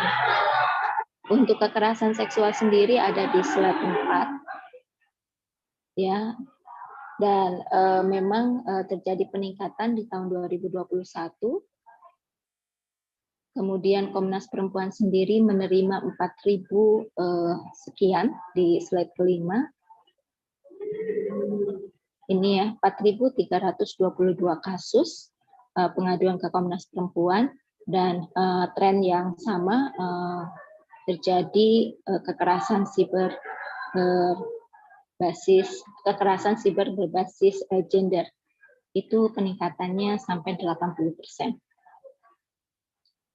Nah, dari pengalaman kasus-kasus yang diadukan, sekali lagi memang ini bukan hanya kasus di Luwu Timur. Ada permasalahan tadi sebenarnya juga sudah disampaikan oleh Mas Ahmad Sofyan terkait dengan sistem peradilan pidana kita. Jadi kita harus mengakui bahwa sistem peradilan pidana kita itu belum berpihak kepada korban. Ya, dalam hal ini baik pada konteks substansi hukum dalam ini undang-undang, kemudian struktur yang tadi banyak diceritakan oleh Tiwi maupun Mela, dan budaya hukum kita atau budaya masyarakat.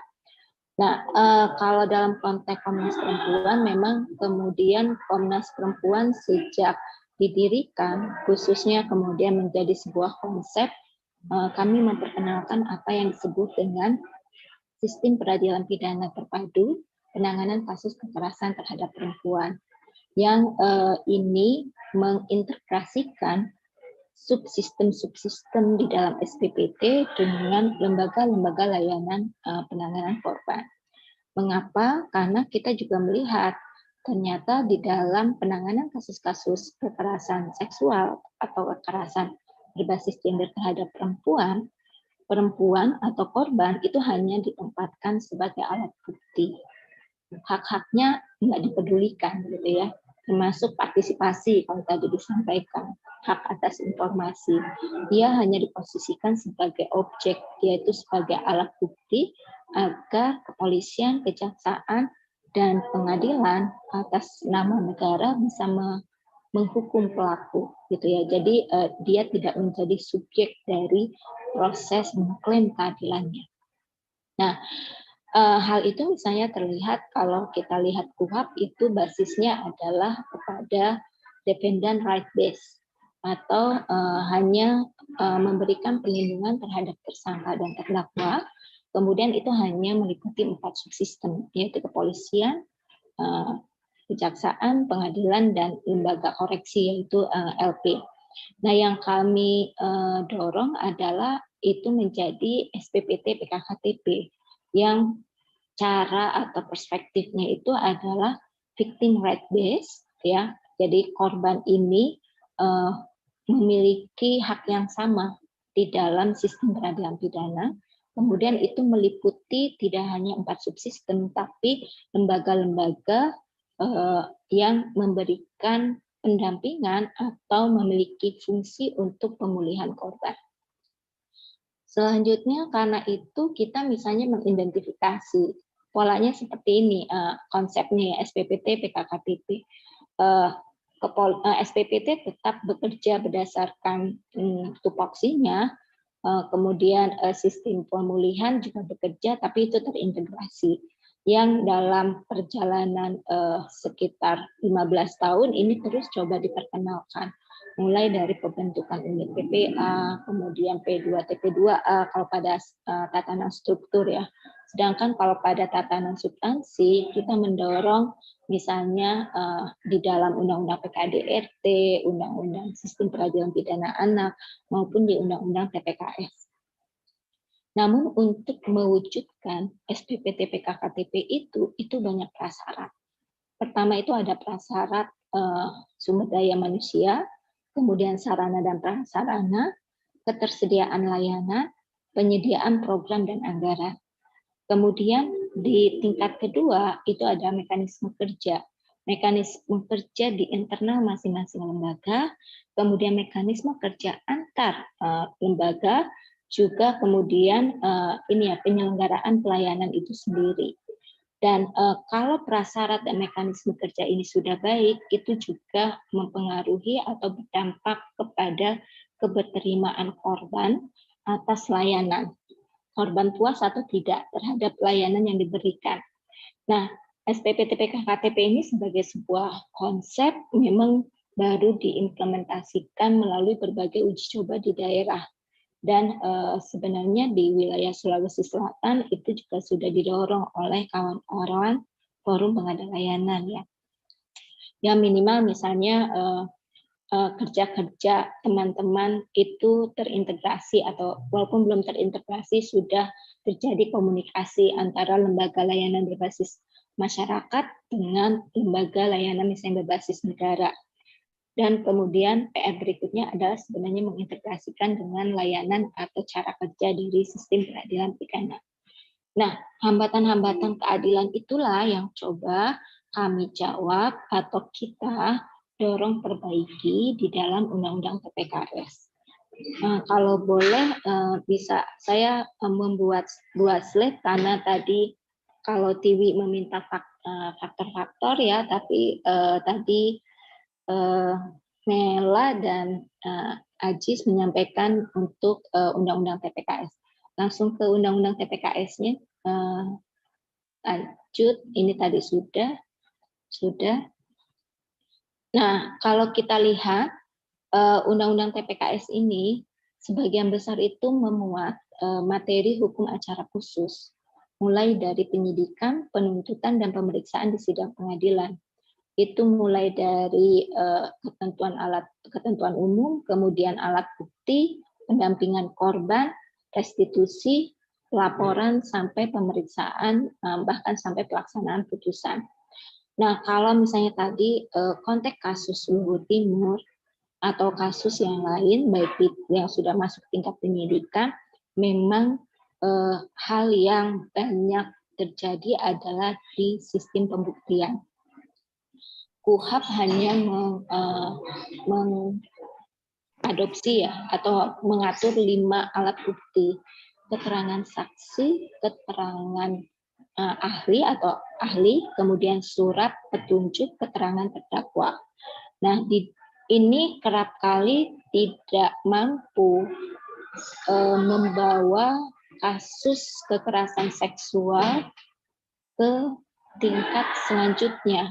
Mengapa? Karena kekerasan seksual itu berbeda dengan tindak pidana yang lain.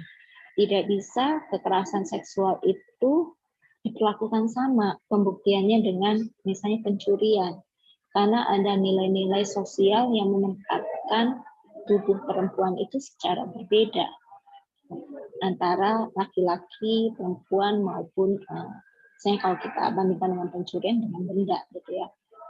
Sehingga memberlakukan pembuktian dengan KUHP itu tidak akan mampu untuk mendorong kasus kekerasan seksual yang ini ya, misalnya yang tidak, kalau bahasa Jawa itu tidak cetoh untuk masuk ke dalam tingkat penuntutan. Nah, di dalam Undang-Undang TPKS kemudian itu ditambah dengan 2 alat bukti, yaitu berupa dokumen elektronik dan kemudian barang bukti. Jika selama ini barang bukti bukan alat bukti, maka di Undang-Undang TPKS itu menjadi alat bukti. Juga di Undang-Undang TPKS dinyatakan bahwa untuk keterangan saksi, ya, 1 orang keterangan saksi itu sudah sah sebagai alat bukti sepanjang ditambah dengan alat bukti lainnya dan hakim mendapatkan persetujuan atau menarik kesimpulan bahwa telah benarlah terdakwa yang melakukan kekerasan. Nah, begitu juga di dalam pengertian surat itu diberikan jabaran apa yang dimaksud surat. Karena kerap kali misalnya contoh rekam medik gitu ya. Rekam medik bagi sebagian di dalam kasus-kasus kekerasan seksual itu tidak dijadikan keterangan, tidak dijadikan alat bukti surat, tapi misalnya menjadi petunjuk. Nah, di sini itu dibunyikan yang dimaksud surat itu adalah A, rekam medik, B, seperti itu. Teman-teman bisa cek sendiri, dan ini menjadi peluang bahwa ke depan kasus-kasus kekerasan seksual tidak mengalami hambatan di dalam konteks pembuktian. Nah, untuk pembuktian itu ya, kemudian untuk struktur aparat penegak hukum memang kita mencoba membatasi atau membagi agar aparat penegak hukum yang menangani kasus kekerasan terhadap perempuan, khusus dalam hal ini kekerasan seksual, adalah yang memiliki integritas dan kompetensi tentang penanganan perkara, juga telah mengikuti pelatihan. Selanjutnya, selain itu yang tidak kalah penting, ada restitusi, kemudian ada pendampingan, dan kalau teman-teman baca yang cukup baik di dalam Undang-Undang TPKS adalah jaminan perlindungan bagi korban, keluarga korban, pendamping untuk tidak dituntut secara pidana maupun digugat secara perdata akibat tindak pidana yang ia laporkan. Itu untuk korban, saksi maupun keluarga. Sedangkan untuk pendamping itu untuk layanan yang diberikan sepanjang itu dilakukan dengan itikat baik, gitu ya. Itu jaminan bagi korban dan keluarga korban. Kemudian memang untuk cara pemeriksaan secara normatif disebutkan seperti ini, tidak boleh menjustifikasi kesalahan, kemudian tidak melakukan viktimisasi terhadap cara hidup, kemudian pertanyaan-pertanyaan yang menjerat dan seterusnya. Nah, kemudian pertanyaannya tadi untuk hak-hak korban. Di sini memang hak-hak korban dijamin atau diakui hak atas perlindungan, penanganan, dan pemulihan. Tadi Mela menyatakan sayang ya ini tidak saat undang-undang TPKS kemudian ini dihentikan gitu ya, kemudian hak korban tidak diabaikan.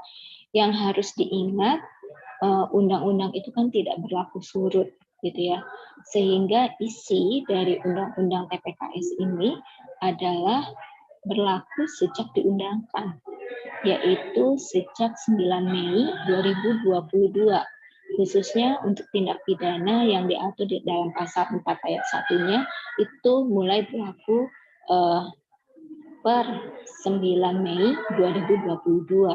Sedangkan untuk yang kalau dalam konteks ini kan hak korban ya, hak korban untuk tindak pidana yang diatur di pasal 4 ayat 2 Undang-Undang TPKS juga berlaku per tanggal 9 Mei 2022. Pada proses pembahasan sebenarnya kami meminta di aturan peralihan itu untuk kasus-kasus kekerasan seksual yang telah penyidikan agar hukum acara atau hak-haknya ya mengacu kepada Undang-Undang TPKS dengan pertimbangan tadi, misalnya kayak seperti kasus Lu itu di tahap penyelidikan, maka selanjutnya sistem pembuktian dan seterusnya tunduk pada undang-undang ini atau kasus-kasus yang lain. Tapi memang di dalam hukum pidana ada asas tidak boleh berlaku surut, maka itu tidak dikabulkan. Lanjut.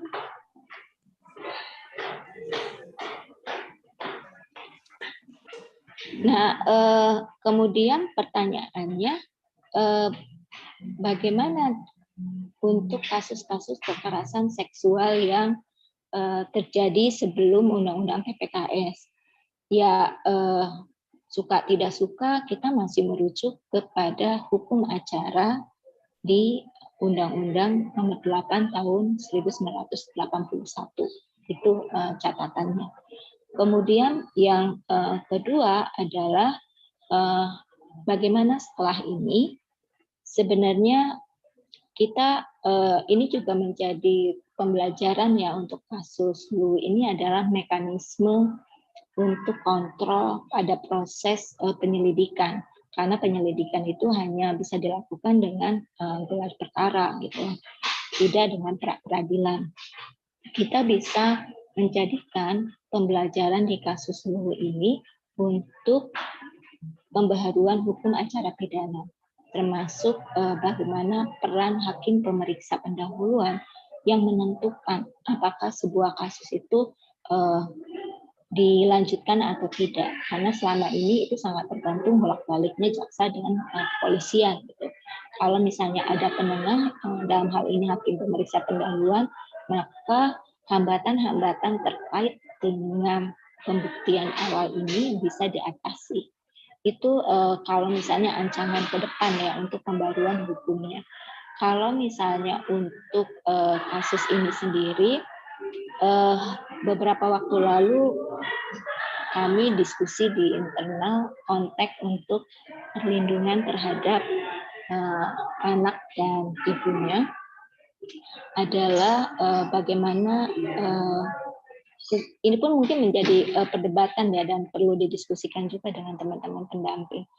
menghilangkan jejak digital khususnya untuk yang anak gitu ya, mengingat anak-anak ini masih akan tumbuh kembang gitu ya. Itu yang juga sedang kami pikirkan, kemungkinannya meminta penghapusan konten khususnya untuk anak-anak. Tapi juga saya meminta pendapat kawan-kawan apakah itu baik atau bagaimana ya, sebaiknya ya. Karena bagaimanapun kita juga menemukan anak-anak itu diberitakan gitu ya, seperti itu. Dan kalau misalnya terkait keberlakuan Undang-Undang TPKS, tentu tidak bisa diberlakukan untuk kasus di Luwu ini. Tapi kita bisa menaruh harapan ke depan Undang-Undang TPKS bisa diberlakukan secara efektif dan membantu korban-korban yang lain, sehingga kasus di Luwu tidak lagi terjadi. Mungkin itu dulu dari saya, Mbak Tiwi, Mas Ajis, terima kasih. Maaf sekali untuk keterbatasan yang ada, saya kembalikan. Terima kasih Mbak Ami, sudah cukup komprehensif ya penjelasannya karena menyentuh semua hal termasuk juga dengan tadi penjelasan soal RUU TPKS, karena memang selama ini tadi betul bahwa yang dialami teman-teman korban seringkali hanya ditempatkan sebagai objek dari penyelidikan, tapi bukan subjek ditempatkan alat bukti. Nah, pertanyaan tadi sebetulnya ada beberapa sudah dijawab oleh Mbak Ami ya. Tadi bahwa dari semua kasus yang masuk hanya 51% kalau YLBHI bilang yang memutuskan untuk melapor, kalau catatan Komnas 30%, dan sama-sama di angka 20% yang hanya sampai ke pengadilan dari kasus yang diputuskan itu. Nah, tadi ada pertanyaan dari Pak Fahri, kira-kira kenapa proses itu bisa kenapa kasusnya kira-kira tidak diproses begitu. Nah, ini diajukan kepada YLBHI. Yang kedua ada pertanyaan dari Pak Fahri juga terkait dengan respon gelar perkara itu, karena tadi sudah disampaikan bahwa upaya hukum yang bisa dilakukan itu hanya pada pra-peradilan, sementara kan ini hanya penghentian penyelidikan. Tadi juga dijawab, Mbak Ami sudah bilang bahwa ada usulan untuk ini menjadi wacana juga nanti ke depan rancangan KUHP, hukum acara pidana itu, apakah mungkin bisa dijawab juga Pak Sofyan, apakah penyelidikan ini sebaiknya dihilangkan saja, disatukan dengan penyidikan atau seperti apa, karena ini menjadi ruang yang digunakan oleh penegak hukum yang sebenarnya tidak punya perspektif melindungi kepentingan korban. Tapi pertanyaannya sekarang, kalau dalam kondisi hukum yang existing, kira-kira upaya hukum apa yang bisa akan dilakukan terkait respon gelar perkara yang sudah menghentikan penyelidikan ini. Nah, mungkin Tiwi bisa menjelaskan upaya hukum dari tim pasca kasusnya dihentikan, dan nanti Pak Sofyan bisa menambahkan terkait dengan kira-kira dalam hukum yang existing ini upaya apa yang menjadi peluang bisa dilakukan, dan kedua kalau pembaruan hukum pidananya seperti apa yang kira-kira bisa, itu terkait dengan penghentian penyelidikan. Untuk pertanyaan pertama mungkin itu dulu, saya kembalikan ke narasumber. Mungkin bisa dijawab dulu sama Mela, kemudian Tiwi, kemudian Pak Sofyan, dan ditambahkan lagi dengan Mbak Ami. Silakan, Mela. Terima kasih Aziz. Saya izin share screen untuk menjawab pertanyaannya dari Mas Fahri tadi. Ada beberapa catatan dari hasil penelitian yang kemarin sempat dilakukan oleh YLBHI, Mas, alasan korban tidak melapor ke kepolisian gitu ya. Ada dua garis besar di sini yang kami temukan. Yang pertama, korban dia tidak berani melaporkan kasusnya ke kepolisian, jadi dari tingkat awalnya. Yang kedua, korban sudah melaporkan tapi kemudian memilih mundur dari proses hukumnya. Nah, untuk yang pertama, dari catatan kami, untuk korban yang tidak berani melaporkan kasus ke kepolisian, ini mayoritas karena mereka takut menghadapi penegak hukumnya. Jadi mereka takut saat bertemu dengan aparat penegak hukumnya. Karena beberapa memberikan pandangan sinis gitu ya. Ini yang terjadi di yang kasus yang ditangani oleh teman-teman di LBH Palembang. Jadi ada satu korban yang dia takut gitu ya, karena saat masuk itu sudah dilihat dengan tatapan mata yang sinis dan menyudutkan gitu ya, kemudian dia tidak berani untuk melaporkan kasusnya lagi, memilih pulang gitu. Lalu ada juga yang itu memberikan pernyataan dan pertanyaan yang menyudutkan, serta ada juga yang membuat candaan dari kasus yang sedang dihadapi oleh korban. Lalu yang kedua, yang paling banyak juga, buktinya itu tidak cukup atau hilang atau tidak dapat ditelusuri gitu ya. Untuk yang tidak dapat ditelusuri ini beberapa kasus, mayoritas itu ada di kasus KBGO, yang itu memang banyak bukti-buktinya itu ada di internet gitu ya, yang kemudian beberapa hilang, sudah dihapus gitu ya, kemudian susah untuk ditelusuri. Atau juga mereka malu dan takut mendapatkan stigma. Nah, ini banyak juga terjadi, dan stigma ini yang mereka takutkan tidak hanya dari APH, tapi juga dari orang terdekat, baik dari keluarga ataupun dari tetangga-tetangga gitu ya. Mereka takut karena mereka menjadi korban gitu ya, maka kemungkinan stigma buruk itu akan mereka dapatkan. Lalu ada juga korban-korban yang mereka memilih untuk mundur dari proses hukum. Ini banyak yang merasa lelah gitu ya, karena proses hukumnya yang lama, yang kemudian mereka tidak kuat lagi untuk menjalani lamanya proses ini. Lalu yang kedua, ada juga pernyataan APH yang merendahkan korban, bahkan ada juga salah satu contoh kasusnya itu ada di LBH Medan, yang ditangani oleh teman-teman di LBH Medan. Mereka menyalahkan orang tua korban atas kejadian yang terjadi dan membawa background pendidikan korban maupun orang tuanya korban gitu ya. Kemudian itu membuat korban tidak sanggup lagi untuk melanjutkan prosesnya ini karena hukum. Kemudian tidak ada kepastian keamanan. Keamanan ini kan karena korban ini merasa takut gitu ya, sudah melaporkan seseorang. Jadi keamanan dari pelaku ini, walaupun memang ada, kita bisa melaporkan ke LPSK gitu ya, tapi tidak, kadang juga korban masih merasa mereka tidak cukup aman gitu ya dari pelaku. Terus yang kedua, ruang aman untuk pemeriksaan. Masih banyak di kepolisian itu ruang-ruang untuk pemeriksaan itu ada di ruangan terbuka, yang itu juga kadang dapat dilihat oleh penyidik-penyidik lainnya gitu. Lalu ada rumah aman, dan kemudian juga privasi korban yang memang tidak terakomodir gitu ya dalam proses di kepolisian. Lalu yang terakhir, tidak ada kepastian pemulihan bagi korban gitu.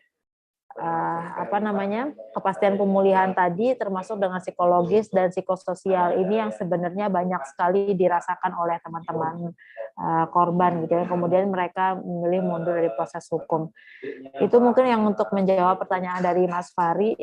Ziz, terima kasih. Terima kasih Mela, jawaban yang cukup lengkap ya. Kata kuncinya bahwa memang sistem peradilan pidana kita belum berpihak pada korban pada dasarnya.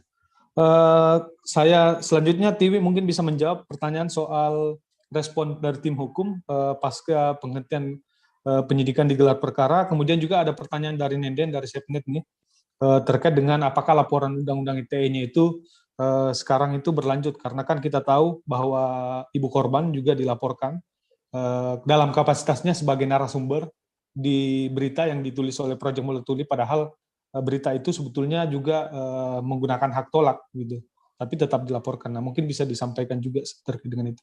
Silakan Tiwi. Oke, makasih Kak Asis dan teman-teman yang sudah memberikan pertanyaan. Pertama terkait dengan upaya dari tim hukum.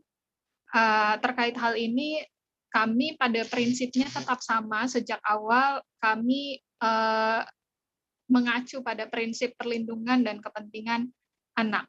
Jadi segala upaya yang dilakukan oleh tim hukum adalah mempertimbangkan prinsip-prinsip tadi dan tentu kepentingan korban. Soal langkah-langkah itu tentu akan melalui diskusi dengan pihak korban, diskusi dengan sejumlah lembaga layanan yang turut mendampingi dan pihak-pihak lain untuk memutuskan terkait upaya yang dilakukan. Pihak korban juga tentu masih membutuhkan waktu ya pasca penghentian penyelidikan di 20 Mei kemarin, karena sebagaimana tadi yang sempat disinggung oleh Meila dalam kasus-kasus kekerasan seksual, di mana ada ketidakberpihakan polisi, entah itu victim blaming atau seperti upaya penghentian seperti di kasus Luhut Timur ini, korban pasti merasa terpukul dan upayanya menjadi dipukul mundur lagi lah dengan segala upaya pencarian keadilan yang sebelumnya dilakukan.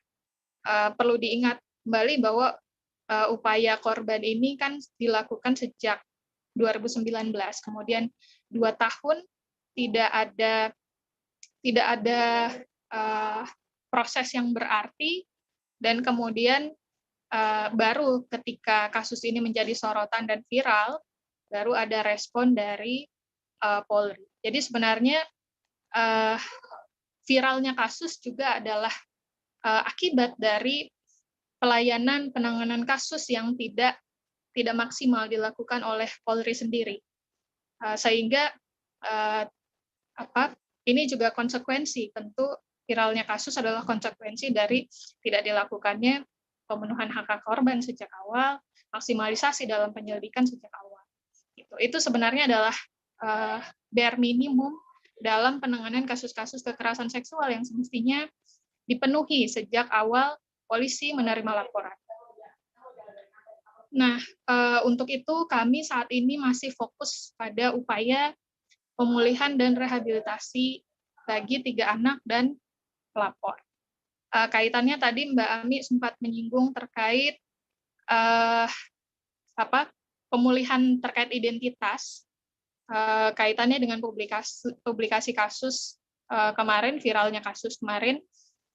Ini juga tentu akan didiskusikan oleh teman-teman dan dengan korban dan pihak-pihak terkait tentang upaya-upaya yang akan diambil terkait dengan identitas para anak tersebut. Nah, terkait dengan upaya hukum secara normatif, sebenarnya kita bisa melakukan gelar perkara. Ya, tidak ada batasnya juga kita melakukan upaya gelar perkara untuk menguji kembali proses penghentian penyelidikan yang dilakukan polisi. Itu secara normatif, tapi tentu kita juga mempertimbangkan konteks dari proses tersebut. Tadi kita sudah diskusi banyak soal bagaimana penghentian penyelidikan seringkali dijadikan modus oleh polisi dalam menghentikan kasus-kasus kekerasan seksual. Selain upaya yang secara normatif mungkin seperti gelar perkara, termasuk juga upaya untuk mendorong pembaruan hukum yang tadi juga sudah didiskusikan bahwa mesti ada proses uji untuk penghentian penyelidikan sehingga tidak berpusat dan subjektif di kepolisian. Nah, terkait dengan laporan ITE yang ditujukan ke pelapor, ibu para anak, tadi sudah disinggung sama Kak Asis bahwa kapasitas dari pelapor di dalam reportase Proyek Multatuli adalah sebagai narasumber, sehingga tentu ini harus mengikut pada mekanisme di Dewan Pers. Itu sudah informasi yang kami terima, Polda sudah merujuk laporan tersebut agar si pelapor mengadukan itu terlebih dahulu kepada Dewan Pers. Kak Asis juga kalau mau menambahkan terkait ini, silahkan, tapi untuk laporan ITE ini sampai saat ini kami tidak menerima panggilan atau tindak lanjut lagi terkait laporan kepada ibu korban. Oke. Itu dulu, terima kasih. Oke, terima kasih Tiwi. Saya mungkin tambahkan juga ya dalam kapasitasnya sebagai salah satu pihak korban ya. Memang kalau kasus ITE-nya ini kami sampai saat ini belum pernah mendapatkan panggilan klarifikasi atau untuk memberikan keterangan di kepolisian terkait UIT-nya, karena memang kami sempat juga berkomunikasi dengan Dewan Pers, karena ini kan konteks yang dilaporkan adalah produk jurnalistik, sehingga kemudian penyelesaiannya harus menggunakan mekanisme di Undang-Undang Nomor 40, dan memang kan ada MOU antara Polri dan Dewan Pers, dan itu memang pada akhirnya tidak ada pemanggilan sama sekali.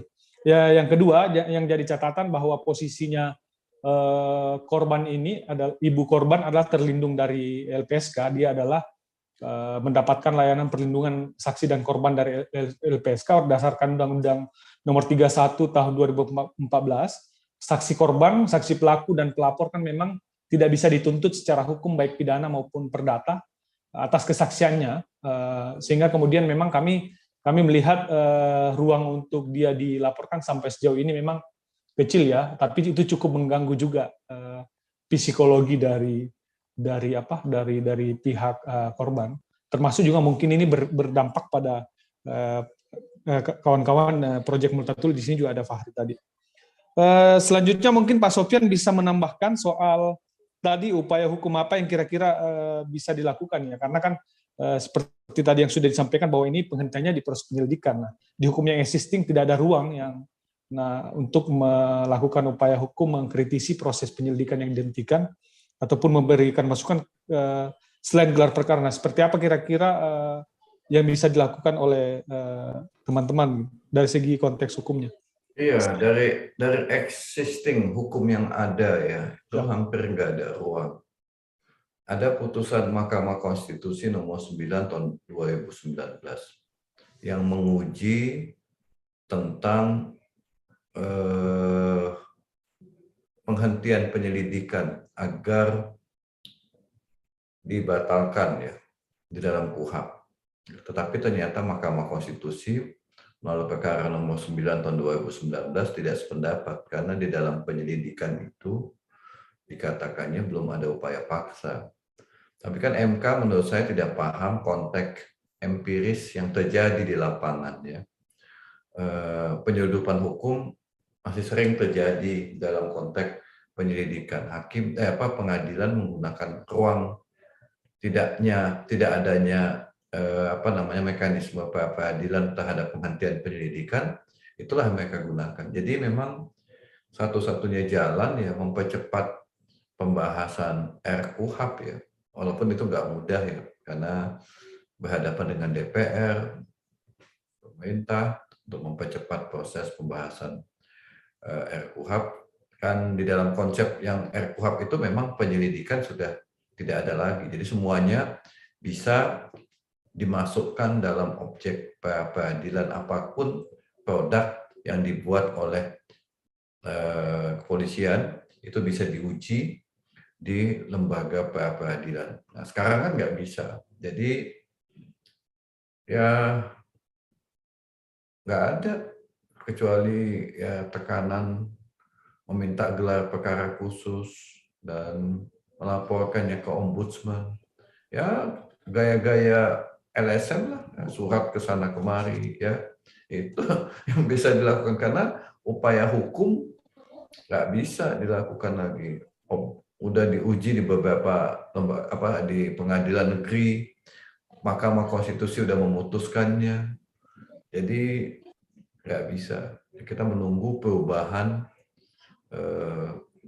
KUHP ya, sehingga kita punya KUHP yang baru. Paling itu yang kita bisa tunggu. Selama itu belum ada, maka perbuatan penghentian penyelidikan akan menjadi produk yang terus-menerus mereka lakukan dan itu menguntungkan pihak pihak kepolisian. Saya nggak tahu apakah, saya bukan ahli hukum tata usaha negara ya, bisa juga dikonsultasikan ke ahli hukum tata usaha negara. Apakah penghentian penyelidikan itu bisa menjadi objek tun atau tidak? Kalau bisa berarti mekanismenya bisa diuji di Pengadilan Tata Usaha Negara. Sekali lagi saya tidak ahli di bidang itu, jadi saya tidak bisa menjawabnya apakah upaya itu bisa dilakukan atau tidak. Mungkin itu aja yang bisa saya jawab. Makasih Pak Sofyan. Jadi memang kalau disimpulkannya bahwa memang yang harus dikedepankan ini adalah perubahan RKUHP yang harusnya tidak ada lagi proses penyelidikan dan penyidikan itu semuanya harus bisa diuji, karena pada faktanya penyelidikan yang seringkali dilakukan kan sebenarnya berpotensi melanggar hak individu, misalnya pemeriksaan fisik, pemeriksaan pengambilan keterangan itu harusnya bisa diuji. Terima kasih Pak Sofyan. Kalau tadi soal tata usaha negara, kami juga sempat mendiskusikan Pak, dan melihat memang karena ini adalah proses peradilan, salah satu objek yang dikecualikan untuk digugat secara tun adalah objek dari proses peradilan itu tidak bisa diuji, jadi ruang ke sana memang juga tidak ada. Mungkin dari itu ya, dari Pak Sofyan, mungkin bisa ditambahkan oleh Ibu Ami terkait dengan pertanyaan beberapa tadi, termasuk juga soal perlindungan korban, karena kan tadi ada pelaporan soal kepada korban dan itu seperti apa. Silakan Kak Ami. Mbak Ami sudah live duluan, katanya minta maaf tidak bisa stay sampai akhir karena ada kelas juga offline yang lagi diisi. Sorry, tadi saya juga pakai HP jadi tidak lihat semua audiens. Apakah teman-teman masih ada yang mau bertanya kepada narasumber atau berbagi? Karena jam 4.15 mungkin Pak Ahmad Sofyan juga akan waktu 4:10 waktu Indonesia Tengah, Pak Sofyan juga mungkin akan berpisah dengan kita. Apakah masih ada yang mau ditanyakan, kawan-kawan?